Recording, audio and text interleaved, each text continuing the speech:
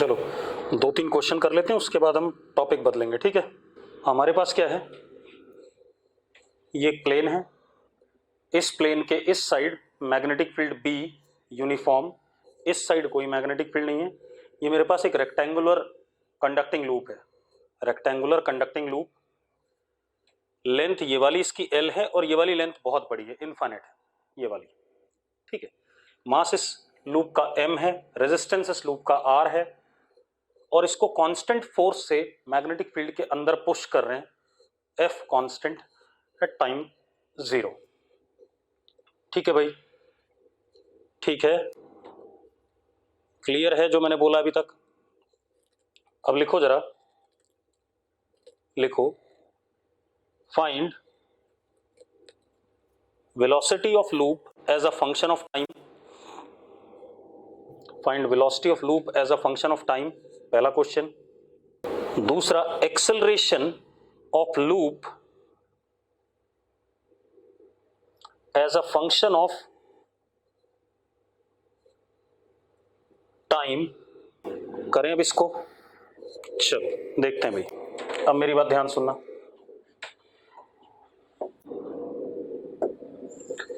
किसी मोमेंट पे ये लूप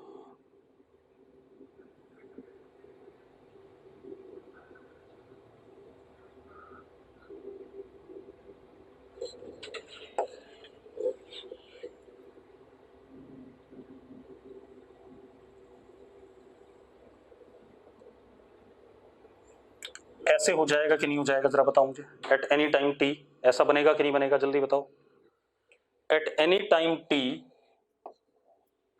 जरा ध्यान से देखना, इस पे फोर्स अभी भी F होगा क्योंकि ये तो लगा ही रहे थे हम कांस्टेंट।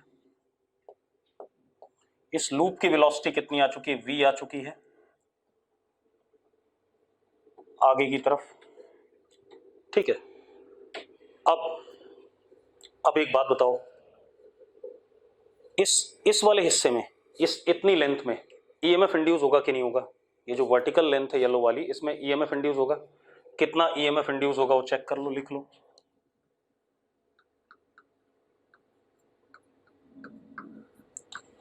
BVL, हाँ या ना, ये सुनो। और जो फ्लक्स है वो लूप में अंदर की तरफ बढ़ रहा है, तो जो इंड्यूस करंट होगा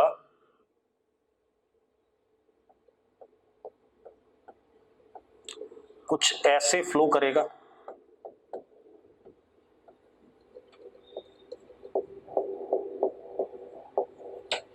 करेगा कि नहीं करेगा भाई, ठीक है, ऐसे फ्लो करेगा। और इंड्यूस करंट होगा कितना वो भी देख लो भाई, ईएमएफ इंड्यूस अपॉन रेजिस्टेंस,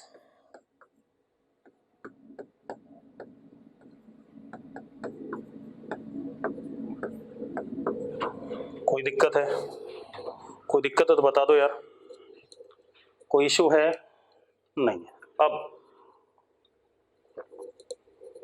इस इंड्यूस करंट की वजह से इस हिस्से पे एक लेंज का फोर्स लगेगा जिसको आगे जाने से रोकेगा, यस और नो,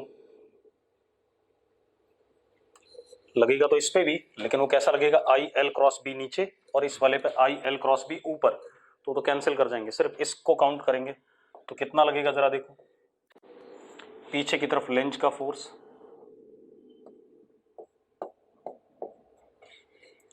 एफ एल, और एफ एल कितना होगा,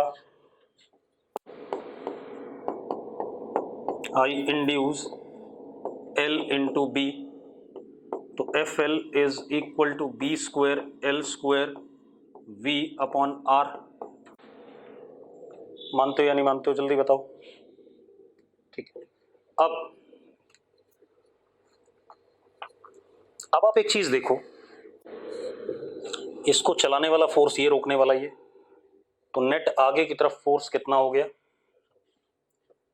F minus F L upon M is what, acceleration, yes और नो, यस और नो, जल्दी बताओ भाई, ठीक है, तो अब जरा देखो कितना हो गया, dv upon dt is equal to f अपॉन m minus b square l square v upon M R. ये आ गया कि नहीं आ गया, जल्दी बताओ भाई। ठीक है, अब आप एक चीज देखो, अगले पेज पे चले जाएं या इसी को छोटा कर दूं, थोड़ा सा इसी को छोटा कर दूं, अगले पेज पे जाऊं, छोटा कर देते हैं, क्लियर रहेगा।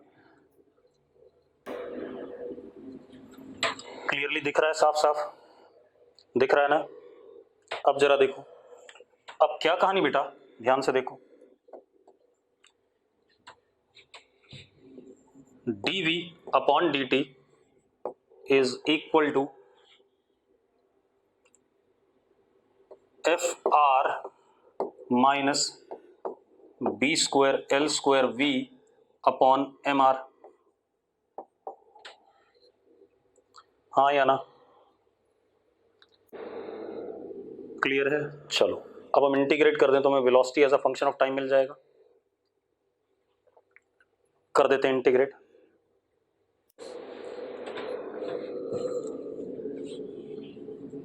dv upon F R minus B square L square we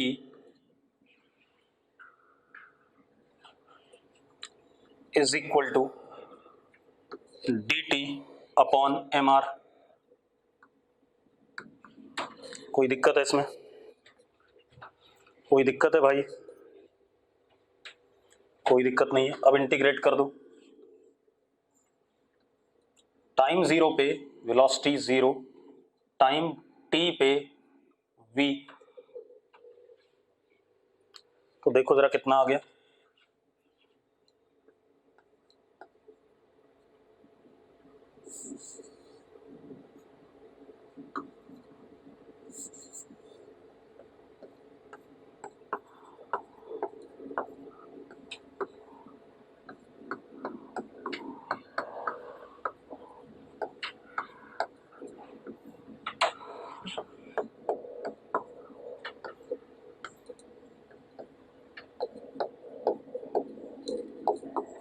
ये आ गया कि नहीं आ गया, यस और नो, ये आ गया बेटा। तो जरा देखो क्या आ गया,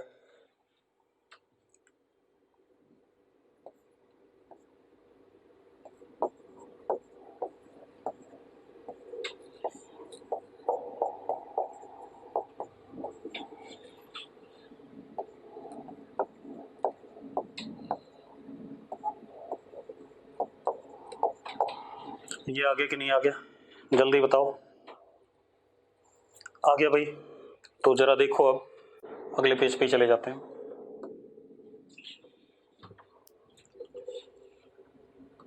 v is equal to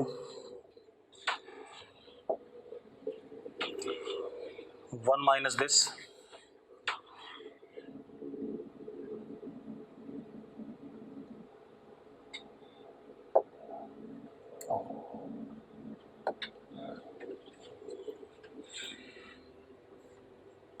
one minus e की power minus B square L square T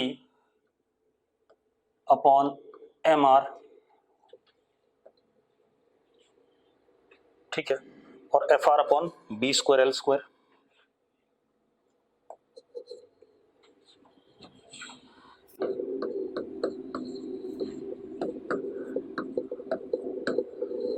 जरा चेक करना यही आ रहा है कि नहीं आ रहा है, देखें जरा। ठीक है, यही आ रहा है। अब ये हमारे पास वेलोसिटी आ गया as a function of time, आ गया भाई। अब एक्सेलरेशन बताना, इसी को डिफरेंशिएट कर दें, कर सकते हैं या नहीं, हाँ या ना, इसी को डिफरेंशिएट करके एक्सेलरेशन आ जाएगा। ठीक, एक चीज और देखो बेटा, एक चीज और ध्यान देना, अगर आप यहां पर देखो तो एक्सेलरेशन किसी ना किसी वेलोसिटी के लिए जीरो भी हो रहा है कि नहीं हो रहा है, एक्सेलरेशन किसी ना किसी वेलोसिटी के लिए जीरो हो रहा है कि नहीं हो रहा है, यानी कि कभी ना कभी एक्सेलरेशन जीरो हो जाएगा और वेलोसिटी क्या हो जाएगी, constant. That would be called as what, terminal velocity. ठीक है, तो ये कहानी आ गई हमारे पास, जरा देखो।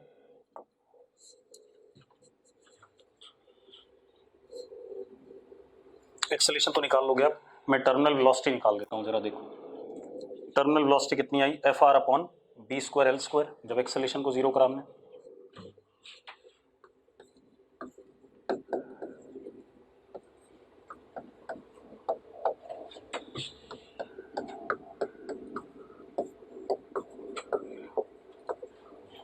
और कब आ रही है जरा देखो, अगर मैं टाइम को इन्फिनिटी डालूं, अगर हम इसको ही देखें,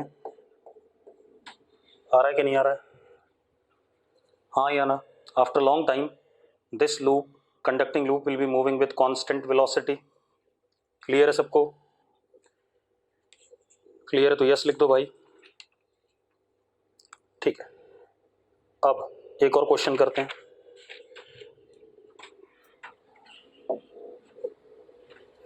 अगला क्वेश्चन देखो,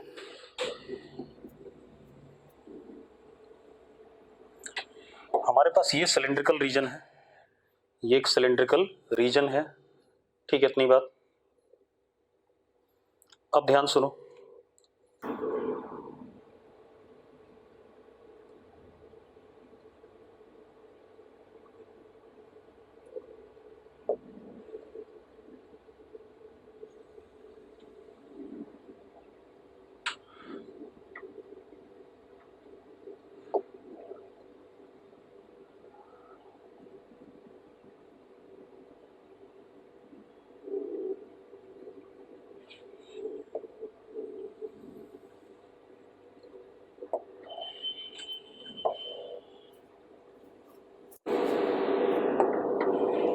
ये हमारे पास एक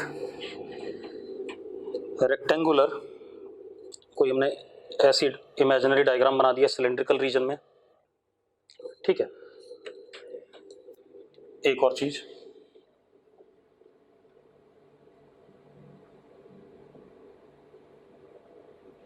ये सेंटर से पास कर रहा है, यहां सेंटर है,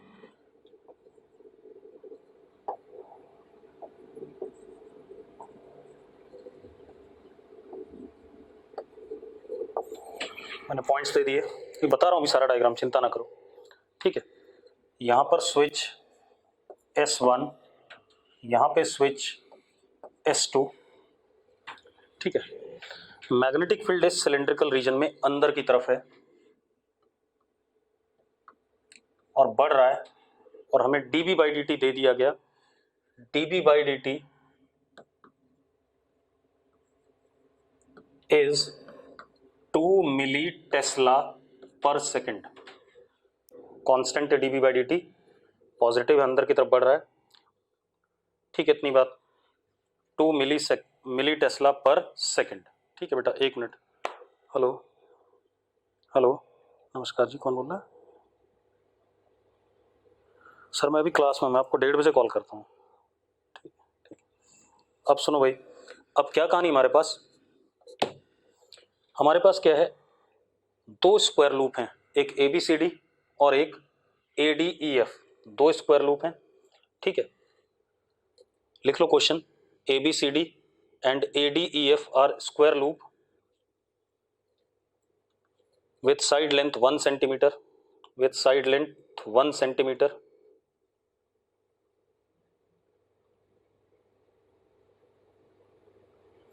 and each side having resistance 4 ohm, मतलब कंडक्टिंग लूप्स हैं, each side having resistance 4 ohm, 4 ohm इसका, 4 ohm इसका, 4 ohm इसका, 4 ohm इसका, ठीक है। अब आपको क्या बताना है, और ये AD वाला सेंटर से पास कर रहा है सिलेंड्रिकल रीजन के। अब आपको क्या बताना है,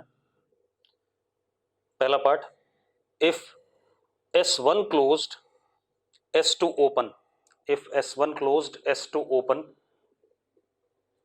then current in AD, then current in AD करना चाहोगे, then current in AD करना चाहोगे तो यस लिख दो एक बार। S1 closed S2 open, then current in AD, करो भाई, करो फटाफट। चलो देखो मैं बता देता हूँ, अगर इसको बंद करते हैं तो सिर्फ इसी में हम बात कर पाएंगे। और क्या होता है, area into D V by D T होता है ईएमएफ इंड्यूस्ड, यस और no? Area into D V by D T याद है? आप कर सकते हो कि नहीं कर सकते हो ऐसा? Area into D V by D T will be EMF induced. ठीक है, तो ईएमएफ इंड्यूस्ड इज, पहले केस के लिए एरिया इज 1 सेंटीमीटर का स्क्वायर यानी कि 10 की power -4 and D V by D T is 2 into 10 की पावर -7, सॉरी -7 नहीं -3। ये है या नहीं जल्दी बताओ मुझे, अरे यस और नो?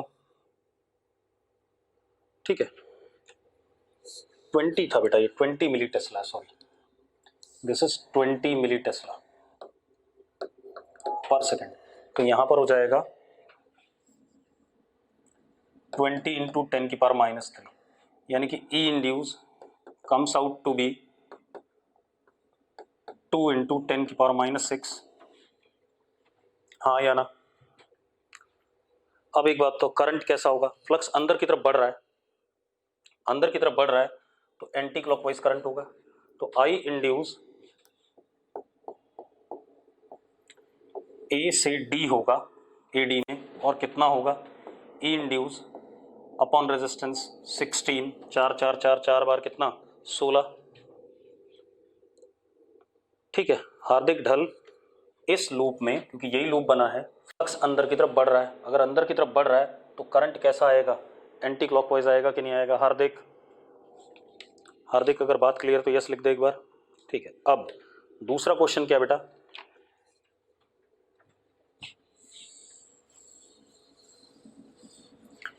S1 को ओपन रखा, S2 को क्लोज किया, S2 is close now. S2 को अगर क्लोज करते हैं, ठीक है इतनी बात, तो again area into D V by D T, तो E M F induced same आ जाएगा, कितना? 2 इंटू 10 की पावर -6 ये आ जाएगा। अब जरा देखो, अंदर की तरफ फ्लक्स बढ़ रहा है, बढ़ रहा है तो करंट कैसा आएगा? ऐसे आएगा, ऐसे आएगा तो आई इंड्यूस अब उल्टी डायरेक्शन में आ जाएगा, डी से A, and it would be E induced upon 16। मानते हो या नहीं मानते हो? मानते हो या नहीं? यस और नो? ठीक है, अब तीसरा part, when both S1 and S2 are open, when both S1 and S2 are open then current in AD, जल्दी बताओ।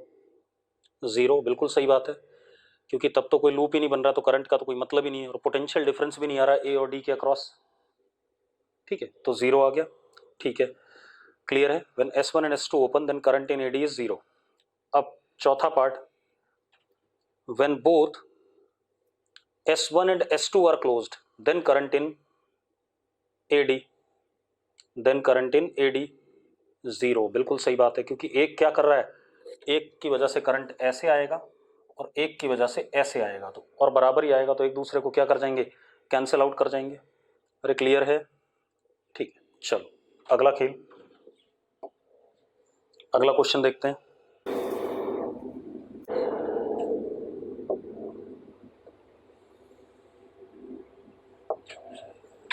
ठीक है भाई, ये हमारे पास एक्स एक्सिस, वाई एक्सिस और जेड एक्सिस हो गया।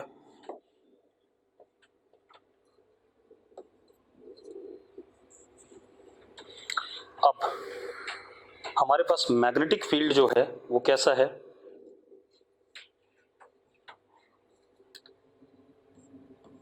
B vector is equal to B not upon L Y के कैप। ठीक है, इतनी बात, B not upon L Y के कैप, मतलब मैग्नेटिक फील्ड ऊपर वाले वाई के लिए जैसे जैसे ऊपर जाएंगे बढ़ेगा और बाहर की तरफ है, नीचे वाले वाई के लिए नीचे जाएंगे तो बढ़ेगा लेकिन किधर हो जाएगा? अंदर हो जाएगा, क्योंकि वाई नेगेटिव हो जाएगा। ये कहानी है। अब हमने क्या करा, हमारे पास एक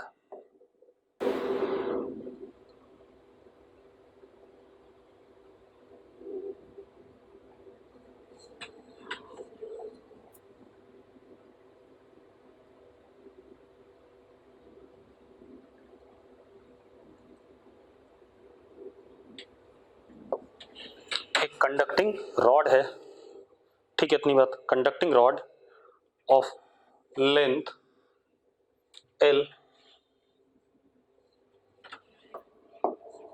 conducting rod of length L moving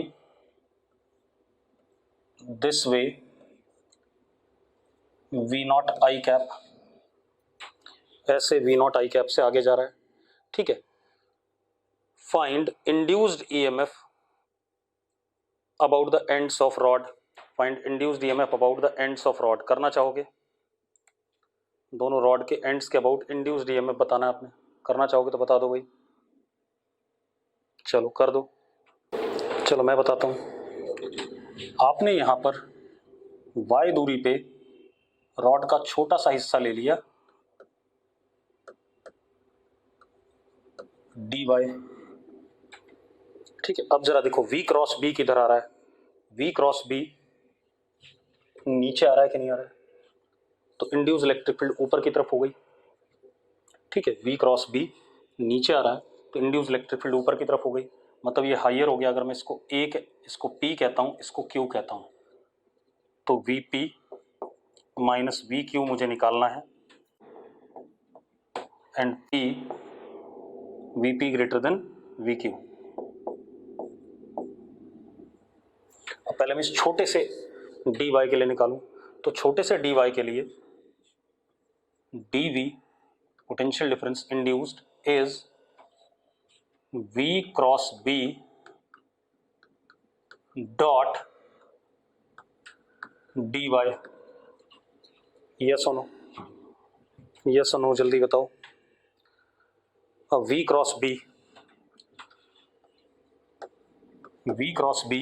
is v not b not upon l y, ये किधर की तरफ आया, v क्रॉस b नीचे आया और dy ऊपर, एंगल जीरो ही मान लिया, मैं तो मैग्नीट्यूड देखना है कितना आ गया dy, यस और नो। दूसरी साइड इंटीग्रल लगाओ, क्या कह रहा है बट फालतू, मैग्नीट्यूड निकालना है मुझे, हायर लोअर तो वैसे पता चल जाता है v क्रॉस b से। अब मैं कहाँ से कहाँ तक इंटीग्रेट कर दूँ, 0 टू l, तो vp माइनस vq is equal to v not b not l square by 2, तो l बाई 2, ये आ रहा है कि नहीं आ रहा है, जल्दी बताओ भाई, हो गया, ठीक है। तो इस तरीके से करना है, और भी बहुत सारे क्वेश्चन हो सकते हैं। अब क्वेश्चन आप लोग ट्राई करोगे, मैं थोड़ा सा आगे पढ़ाऊंगा, ठीक है। चलो आगे देखते हैं। अब हम अलग चीज करने जा रहे हैं, induction, inductance, not induction, inductance, ठीक है। अब एक बात बताओ, जैसे हम इलेक्ट्रोस्टैटिक पढ़ते थे तो हमने एक चीज पढ़ी थी, कैपेसिटर। कैपेसिटर एक सर्किट एलिमेंट था जो इलेक्ट्रिक एनर्जी को स्टोर कर सकता था, यस और नो, इलेक्ट्रिकल एनर्जी को स्टोर कर सकता था, हाँ या ना।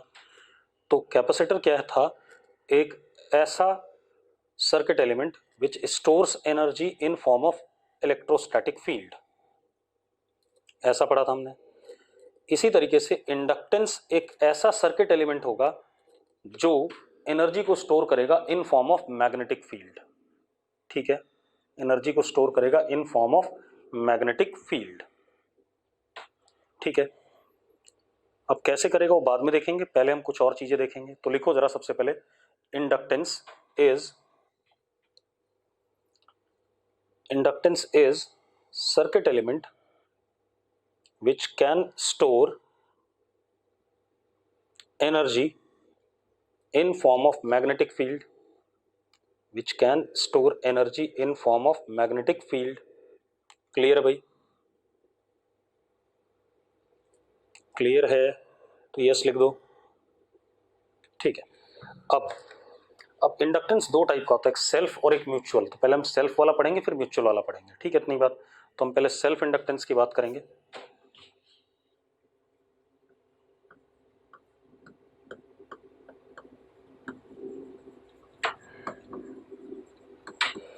किसी भी सर्किट में इसका सिंबल ऐसे दिखाया जाता है, ठीक है, इस तरीके से दिखाया जाएगा सर्किट में कभी भी सिंबल, जैसे कैपेसिटर का दो पैरेलल डंडियों से दिखाया जाता है, इंडक्टेंस का ऐसे दिखाया जाएगा। और इसको रिप्रेजेंट हम कैपिटल एल से करेंगे, कैपेसिटर को सी से करते हैं तो इसको हम किससे, कैपिटल एल से, सेल्फ इंडक्टेंस को, ठीक है भाई। अब जरा देखो क्या कहानी है, ध्यान समझना।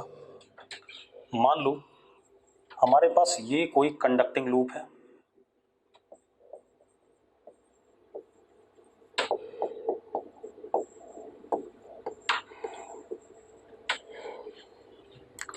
और इसमें करंट फ्लो कर रहा है, करंट फ्लो कर रहा है, ठीक है, इतनी बात। तो एक बात बताओ, ये करंट इस लूप के अक्रॉस यहां पर मैग्नेटिक फील्ड प्रोड्यूस कर रहा है बाहर की तरफ की नहीं, लूप के अंदर मैग्नेटिक फील्ड प्रोड्यूस हो रही कि नहीं हो रही है करंट की वजह से बाहर की तरफ। तो इसका मतलब इस लूप से बाहर की तरफ मैग्नेटिक फ्लक्स भी पास कर रहा है कि नहीं कर रहा है, कर रहा है या नहीं कर रहा है, ठीक है। अब एक बात बताओ, ये जो फ्लक्स है ये किस पे डिपेंड कर रहा है, करंट पे डिपेंड कर रहा है कि नहीं कर रहा है। अगर करंट ना होता तो क्या फ्लक्स होता है यहाँ, तभी फ्लक्स नहीं होता, बिल्कुल सही बात है। तो और अगर हम करंट बढ़ाएं तो फ्लक्स बढ़ेगा कि नहीं बढ़ेगा, जल्दी बताओ मुझे। अगर हम करंट बढ़ाएं तो फ्लक्स बढ़ेगा कि नहीं बढ़ेगा, ठीक है। तो हम क्या कह सकते हैं, magnetic flux is proportional to what, I in the loop, हाँ या ना। अब मैं प्रोपोर्शनलिटी साइन हटा देता हूं, तो एक कांस्टेंट इंट्रोड्यूस करता हूं, L इंटू आई। चलो अब देखो बेटा, हमने क्या इंट्रोड्यूस करा है, कांस्टेंट इंट्रोड्यूस करा, क्लियर है बात। हमने क्या इंट्रोड्यूस करा, एक constant, and this constant is called as coefficient of self inductance. ऐसा ही कुछ हमने कैपेसिटर में भी करा था, अगर याद हो तो। कैपेसिटर में हमने क्या कहा था कि हमारे पास एक कंडक्टर है, उसको हम चार्ज देते हैं तो उसका पोटेंशियल बढ़ता है, तो Q was proportional to what, V। फिर हमने कांस्टेंट इंट्रोड्यूस करा था C, that was called as what, capacitance. अब आप एक चीज देखो, यहीं पर आप एक मजेदार बात और देखो, अगर I चेंज होता है, अगर ये वाला I चेंज करता हूं मैं, तो एक बात बताओ, फ्लक्स बदलेगा कि नहीं बदलेगा। इसको सेल्फ इंडक्टेंस क्यों कह रहे हैं वो बता रहा हूं मैं। अगर I बदलेगा तो फ्लक्स बदलेगा कि नहीं बदलेगा। अगर फ्लक्स बदलेगा तो इसमें एक इंड्यूस्ड करंट आएगा कि नहीं आएगा, इस कंडक्टिंग लूप में induced EMF, induced electric field और इंड्यूस्ड करंट आएगा कि नहीं आएगा, ठीक है। और वो क्या करेगा, आई को बदलने से क्या करेगा, रोकेगा, आई को बदलने से रोकेगा, या फ्लक्स के चेंज को अपोज करेगा, यही बात है कि नहीं है, ठीक है। तो मैं लिख देता हूं इस बात को, if I varies then phi varies, therefore EMF induced, electric field induced and current induced in loop such that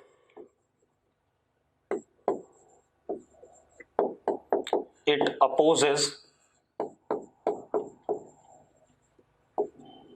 cause producing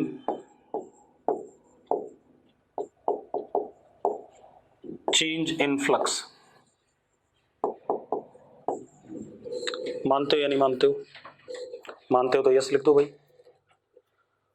और वो ईएमएफ इंड्यूस कितना होगा वो भी देख लो, डी फाई डी टी होगा मैग्नीट्यूड में, तो ईएमएफ इंड्यूस जो होगा that would be simply minus D phi by D T. Minus sign तो सिर्फ डायरेक्शन बताता है कि अपोज कर रहा है, डायरेक्शन क्या अपोजिंग नेचर बताता है। E induced is equal to minus L, L constant है, D I by D T. ये आएगा कि नहीं आएगा, यस और नो, हाँ या ना। ठीक है, ये कहानी है, क्योंकि एल तो कांस्टेंट है। ठीक है, इतनी बात। कोफिशिएंट ऑफ सेल्फ इंडक्टेंस है, वेरी कौन कर रहा था, आई, उसकी वजह से कौन वेरी कर रहा था, फ्लक्स। फ्लक्स वेरी कर रहा है तो क्या आ गया, ईएमएफ आ गया। इतनी बात हो गई। जतिन कह रहा है इंडक्टेंस की जरूरत क्या है, कैपेसिटेंस की क्या जरूरत थी जतिन, क्या बताया था कैपेसिटेंस के बारे में? अभी पता चल जाएगा, चैप्टर तो खत्म हुआ नहीं जो तुरंत पूछ रहा है। अब ये कहानी आ गई हमारे पास। अब सबसे पहले हमें क्या करना है, जैसे हमने कैपेसिटर वाला चैप्टर पढ़ा था तो हमने पहले ये डेफिनेशन दी थी, Q is equal to C V. फिर हमने पहले कैपेसिटेंस निकालने सीखे थे डिफरेंट अरेंजमेंट के। उसके बाद हमने उसमें कैसे चार्ज स्टोर होता है, एनर्जी स्टोर होती है, उस सब की बात करी थी। यस और नो? पहले हमने सी निकाले थे डिफरेंट सेटअप्स के, उसके बाद हमने उसमें चार्ज और एनर्जी किस तरीके से स्टोर होती है, कैसे वेरी करती है, उसके बारे में बात की थी। तो सेम यहाँ करने वाले हम, पहले हम डिफरेंट अरेंजमेंट ऑफ लूप्स या कंडक्टर्स के हम कोफिशिएंट ऑफ सेल्फ इंडक्टेंस निकालेंगे। फिर उसमें कैसे एनर्जी स्टोर होती है, किस वजह से होती है, क्यों होती है, वो सारी बातें करेंगे। क्लियर है? क्लियर है? ठीक है, तो लिखो जरा, हेडिंग डालो, हेडिंग डालो, self inductance of different arrangement of current loops. Self inductance of different arrangement of current loops. ठीक है, अब जरा देखो, सबसे पहले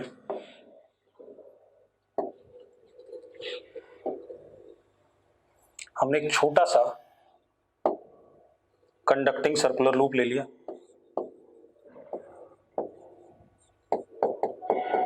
बेटा कंडक्टिंग तो होगा ही होगा,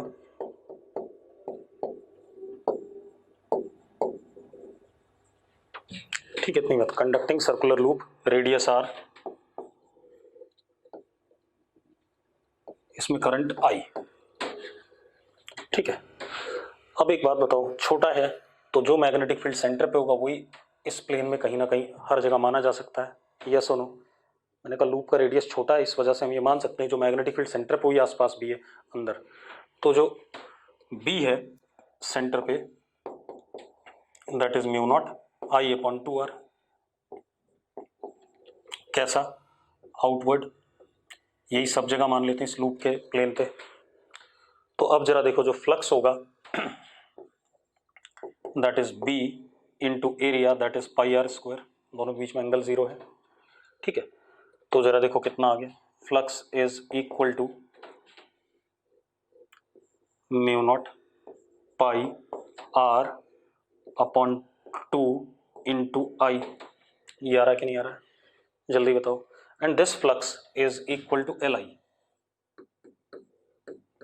आई से आई कट गया तो L comes out to be mu naught pi R upon 2। Yes और no? Mu naught pi R upon 2। Clear है भाई? एक बात बताओ, क्या सेल्फ इंडक्टेंस कोफिशिएंट करंट पे डिपेंड किया?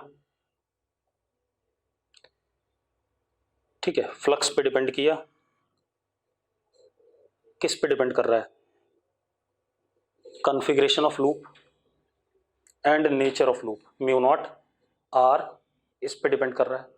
ठीक है, इतनी बात। सेम कैपेसिटर वाली कहानी, कैपेसिटेंस में भी यही होता था कि कॉन्फ़िगरेशन पे और nature of medium between the plates पे डिपेंड करता था। तो यहाँ भी यही कहानी है भाई, आई के बढ़ने पे फाई बढ़ता था, लेकिन एल तो प्रोपोर्शनलिटी कांस्टेंट था, तो उससे क्या मतलब उसका। ठीक है, इतनी बात। तो लिखो जरा, नोट कर लिया हो तो लिखें, लिखो यार जल्दी से, नोट कर लिया? ठीक है, अब लिखो, बस बस लिखो, एल, एल मतलब self induction coefficient, L depends on configuration of loop and on medium in which it is placed mu naught. Mu naught is what? Permeability of free space. अगर कोई और मीडियम होता तो म्यू लिख देते हैं हम वहाँ। अरे यस और नो, यस और नो जल्दी बताओ। ठीक है, तो depends upon configuration of loop and medium in which loop is placed. ठीक है, अब एक काम और करते हैं, इसी में हम एक काम और कर देते हैं, ये अगेन कंडक्टिंग लूप है, करंट आई फ्लो कर रहा है, लेकिन इसके कितने टर्न्स हैं circular conducting loop? n turns. कितने टर्न्स हैं बेटा? n turns. ठीक है, लूप के कितने टर्न्स हैं? n turns. अब एक बात बताओ, एक लूप ने सेंटर पे सिंगल का मैग्नेटिक फील्ड होगा mu naught I upon 2r, होगा कि नहीं होगा? बाहर की तरफ, ये सुनो। अगले लूप का कैसा होगा? इतना ही होगा बाहर की तरफ। अगले लूप का भी इतना ही होगा बाहर की तरफ। अगले लूप का भी इतना ही होगा बाहर की तरफ। तो यानी कि बी नेट बाहर की तरफ कितना हो जाएगा? n mu not I upon 2r। ये सुनो, ये आ गया। अब ये मैग्नेटिक फील्ड हर लूप के अक्रॉस कट करेगी, तो flux across single turn, single वाला, B net into pi R square लिख सकता हूं। ये सुनो, लेकिन ऐसे कितने लूप हैं? n लूप हैं भाई। एक लूप के अक्रॉस इतना फ्लक्स, अगले के अक्रॉस इतना ही, अगले के अक्रॉस इतना ही, तो टोटल कितना हो गया? Flux net is n into B net into pi R square. लिख सकता हूं या नहीं? जल्दी बताओ मुझे। लिख सकता हूं भाई? ठीक है, तो अब हमारे पास क्या आ गया? Flux net is equal to n square mu naught pi R into I upon 2। Yes और no? This is equal to L I, this is equal to L into I, तो L comes out to be n square mu naught pi R upon 2। हाँ या ना? हो गया भाई? Clear है तो यस लिख दो। क्लियर है तो यस लिख दो बेटा। ठीक, अब जरा देखो, ये तो इसका हो गया।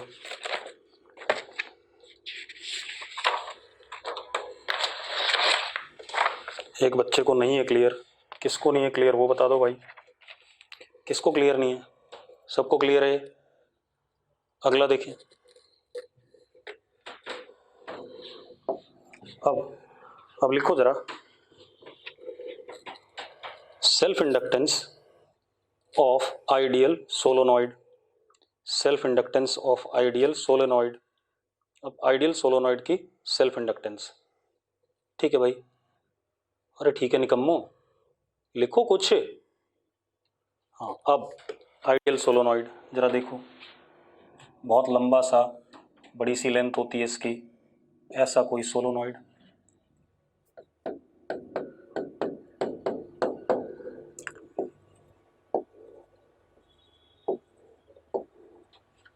Current I, small n, number of turns per unit length,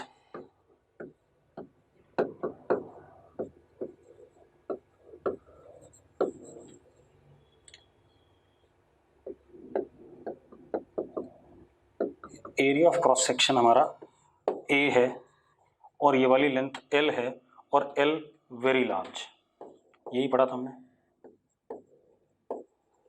L very large या A बहुत छोटा, ऐसा भी कह सकते हैं। अब आप एक बात बताओ, यहां पर जो B होता है नेट, B नेट ऐसा होगा और B नेट कितना होगा? म्यू नॉट एन आई। पढ़ा हमने? पढ़ा है कि नहीं पढ़ा? जल्दी बता दो। निकम्मो पढ़ा है ऐसा? ठीक है। अब एक बात बताओ, इस पूरे सोलोनॉइड में कितने नंबर ऑफ टर्न्स होंगे? नंबर ऑफ टर्न्स होंगे n is equal to n into L, होंगे या नहीं होंगे? ठीक है। अब सिंगल लूप के across flux across single loop,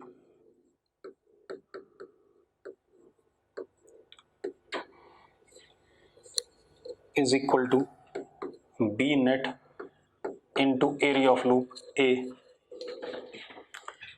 ऐसे कितने टर्न्स हैं, कैपिटल एन है, तो टोटल फ्लक्स जो होगा, flux net is equal to N into B net into A. ऐसा लिख सकते हैं या नहीं लिख सकते हैं, जल्दी बताओ मुझे।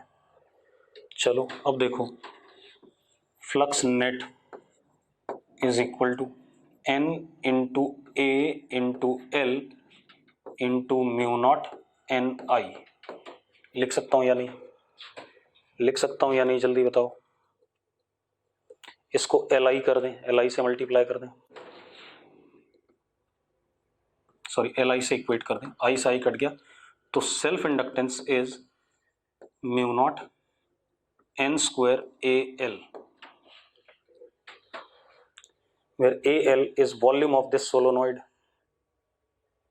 ठीक है, तो हम ऐसे कर सकते हैं, self inductance per unit length is mu not N square A, self inductance per unit volume is mu not N square, और अगर टोटल देखना है तो mu naught N square A L.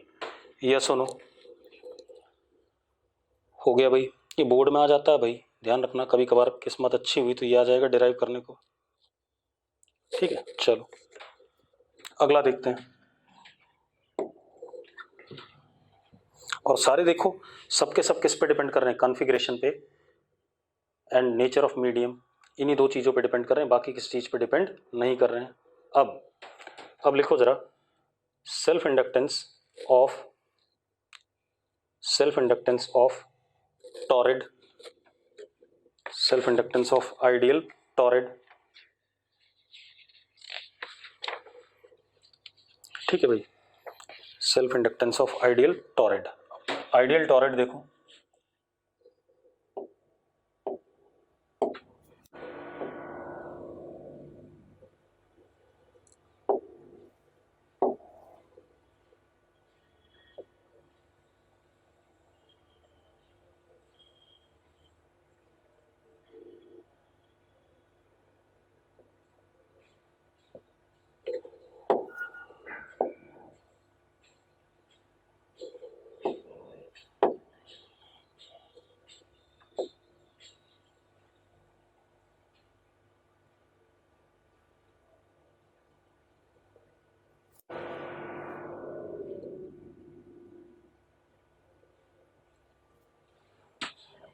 ये हमारे पास टॉरिड हो गया। ठीक है, सही से नहीं बन पाया, कोई बात नहीं। ठीक है, अब जरा देखो,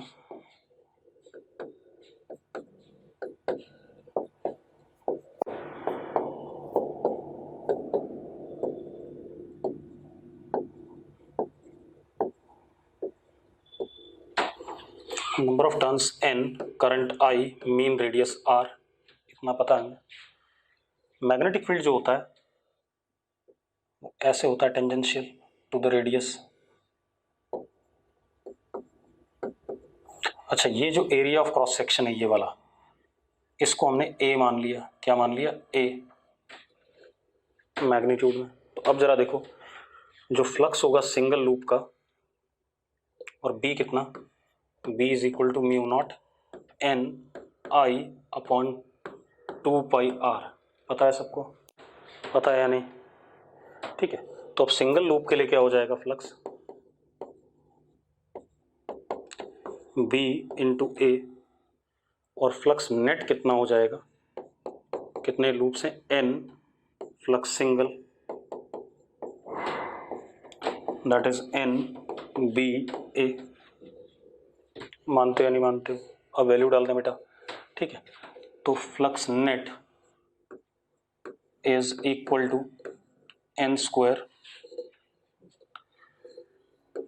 mu naught I upon 2πr into A, which will be equal to L I. Yes और नो? यस और नो, जल्दी बताओ यार, इतना समय नहीं है। अब आपके पास आई से आई कट जाएगा, एल आ जाएगा, आ जाएगा कि नहीं आ जाएगा, जल्दी बताओ। तो आई से आई कट गया, एल आ गया, तो L comes out to be N square mu not A upon 2πr। किसके लिए आ गया? टॉरिड के लिए आ गया। ठीक है, अब एक और काम करते हैं, एक रेक्टेंगुलर टॉरिड लेते हैं। रेक्टेंगुलर टॉरिड मतलब बना रहा हूँ, देखो एक मिनट मिटा दूँ इसे, मिटा दें भाई। चलो अगला देखो, रेक्टेंगुलर टॉरिड लिखो।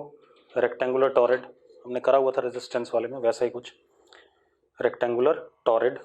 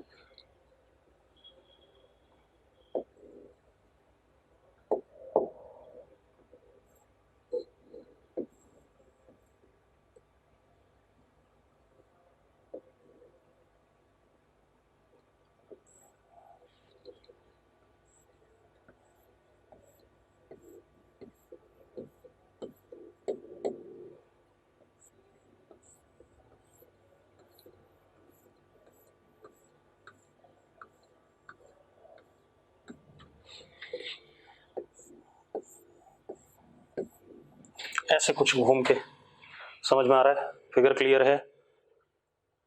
रेक्टेंगुलर क्रॉस सेक्शन, बिल्कुल सही बात है। अब ये सेंटर, ये डिस्टेंस a, ये डिस्टेंस b, ये हाइट h। ठीक है, अब इसके अराउंड तार लपेट दी गई। कैसे? Current carrying wire.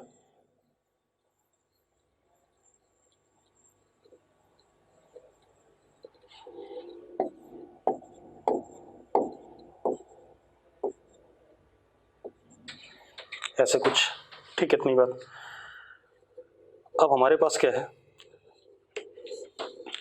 Current is I, ऐसा मान लेते हैं। अब जरा देखो, नंबर ऑफ टर्न्स कितने हैं, कैपिटल N, ये भी गिवन है। अब जरा ध्यान दो बेटा, यहां से R डिस्टेंस पे अगर हम मैग्नेटिक फील्ड देखें तो टेंजेंशियल होगा, ऐसे B, ऐसे करके होगा ना, ऐसे। ठीक है, कितना होगा, B is equal to mu not,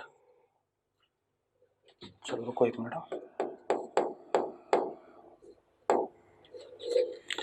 B total is mu not N I upon 2 pi R। यही होगा कि नहीं होगा, जल्दी बताओ भाई। क्योंकि R बदल रहा है तो मैग्नेटिक फील्ड भी बदलेगा, जैसे जैसे R बढ़ेगा मैग्नेटिक फील्ड कम होगा। तो यहां पर मैंने एक पट्टी सी ले ली dr थिकनेस की, क्योंकि B की वैल्यू वेरिंग है।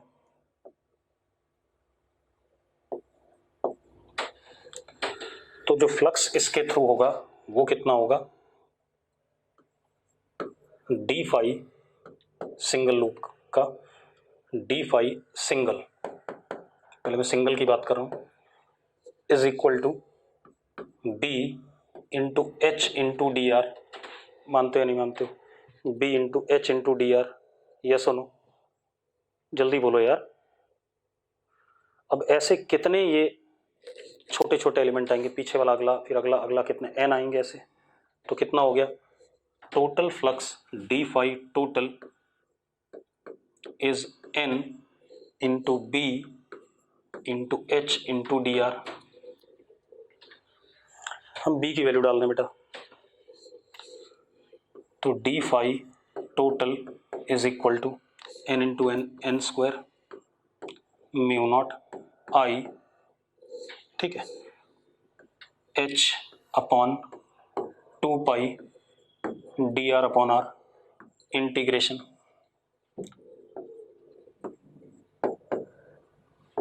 ए से बी, यस और नो। इंटीग्रेट कर दो यार, अब इसे इंटीग्रेट करोगे तो बेटा जरा देखो कितना आ रहा है, flux total is equal to mu not N square I H log B by A upon 2 pi, इसको एल आई के बराबर रखें, आई से आई कट जाएगा तो हमारे पास सेल्फ इंडक्टेंस आ जाएगा L is equal to mu not N square H log B by A upon 2 pi. आगे कि नहीं आ गया? अब एक चीज़ का और ध्यान रखो यार, ये तो अरेंजमेंट मैंने आपको बताए जो 2-4, ठीक है, और भी अरेंजमेंट हो सकते हैं जो आपको मिल सकते हैं। क्लियर है कहानी? तो ये तो मैंने बताया ना अरेंजमेंट, अब डिफरेंट टाइप के अरेंजमेंट मिल सकते हैं जो आपको सवाल करने को आ जाएंगे, ठीक है। ये हो गया। अब हम बात करते हैं प्रॉपर इसकी, मिटा दूं इसे। अब आप एक चीज़ देखो, अगर हमारे पास सेल्फ इंडक्टेंस कहीं सर्किट में लगा हुआ है, हम कैसे रिप्रेजेंट करेंगे? एल, इसमें करंट आई ऐसे आ रहा है, मान लो ये हमारे पास लूप था,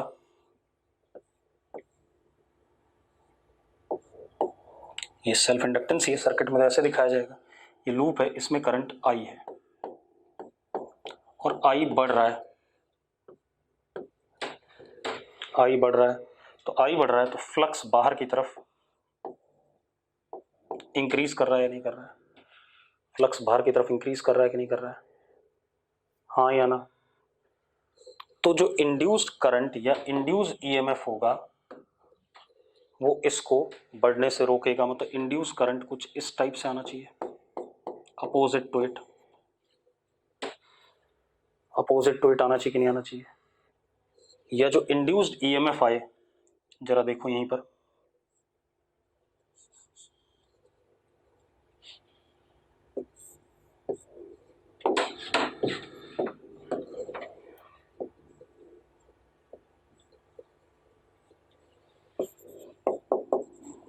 कुछ इस तरीके से आए कि इसको बढ़ने से रोके। यस और नो?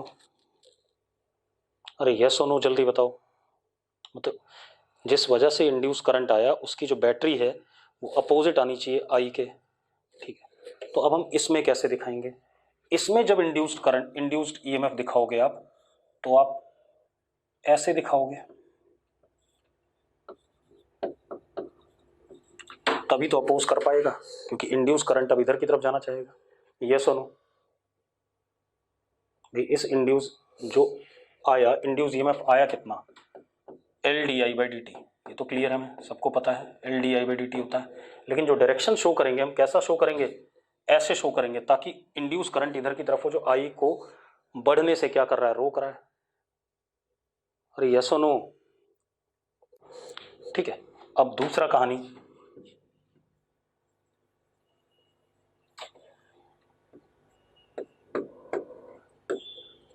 अगर आई घट रहा है, फिर से बना लेते हैं,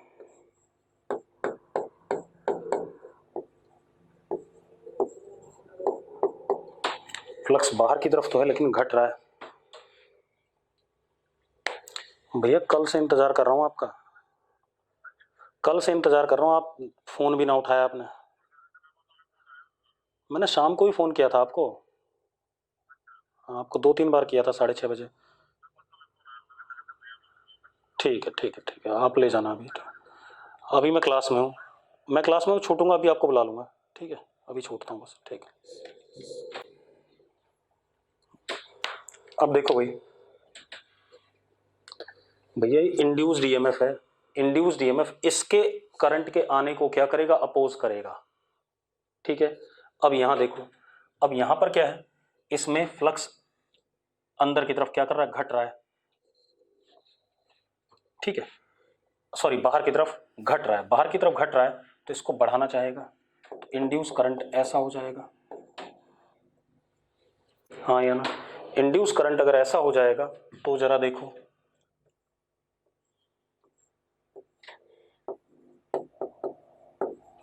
ऐसा शो करेंगे हम इसे, मैग्नीट्यूड अभी भी क्या होगा? L D I by D T, ठीक है। और अगर आई कांस्टेंट होगा तो क्या होगा? आई कांस्टेंट होगा तो क्या होगा? जल्दी बताओ। नो इंड्यूस्ड ईएमएफ और नो इंड्यूस्ड करंट, बिल्कुल सही बात है, ठीक है। इतनी बात, चलो आज इतना ही करेंगे, कल इसमें एनर्जी स्टोरेज वगैरह की बात करेंगे, ठीक है। चलो कल बात करते हैं।